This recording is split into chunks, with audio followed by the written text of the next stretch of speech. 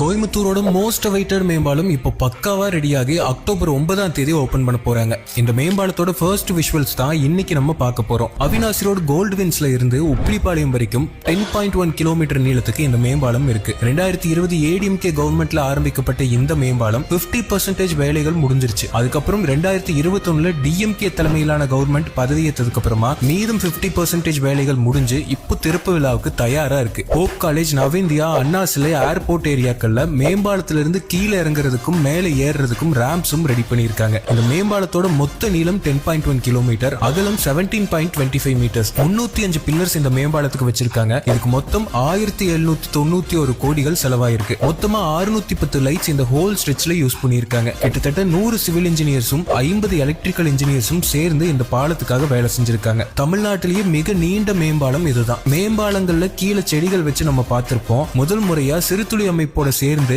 இந்த பாலத்துல மேம்பாலத்து மேலேயே 2 லேனுக்கும் நடுவுல 3000 போகன்வில்லா பாட்டட் பிளான்ட்ஸ் வச்சு ட்ரிப் இரிகேஷன் ரெடி பண்ணிருக்காங்க. மேம்பாலத்தோட கீழ் பகுதிகளிலும் முழுக்க நிறைய மரங்கள் வச்சு ஒரு கிரீன் ஸ்பேஸா ரெடி பண்ணிருக்காங்க. அது மட்டும் இல்லாம 120 பிட்ஸ் போட்டு மழைநீர் சேகரிப்புக்கான பக்காவான ஏற்பாடுகள் இந்த மேம்பாலத்துல ரெடி பண்ணிருக்காங்க. சோ பெருமழை காலங்கள்ல மேம்பாலத்து மேல தண்ணீர் தேங்கவும் போறதில்ல, வேஸ்ட் ஆகவும் போறதில்ல. கிட்டத்தட்ட சிட்டி டிராபிக்ல மாட்டி அரை மணி நேரத்துக்கு மேல ஆயிட்டு இருந்த இந்த தூரம் இனிமேல் தாராளமா உப்பிலிப்பாளையம்ல இருந்து கோல்ட்வின்ஸ் 10 நிமிஷத்துல ரீச் பண்ண முடியும். கோயம்புத்தூரோட மிகப்பெரிய தலைவலியா இருந்த அவினாசி ரோட் டிராபிக் குறைஞ்சு ஸ்மூத்தா டிராவல் பண்றதுக்கான நேரம் வந்தாச்சு.